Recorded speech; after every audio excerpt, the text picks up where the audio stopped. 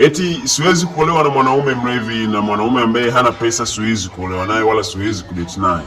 Baada ya miaka 7 unazalishwa watoto 3 tu. Unaanza kusema aisee, natamani mwanaume yoyote tu aje anioe ili mradi tu awe na mapenzi na mimi na watoto wangu. Ulisikia wapi? Ulisikia wapi ndugu yangu? Tatu bila. Hata mechi haianzagi hivyo. Lazima kwanza tufanye hesabu.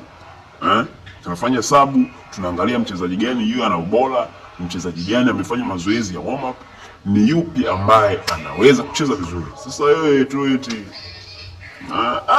jamani, kuna baadhi ya kauli tuziache au vipi?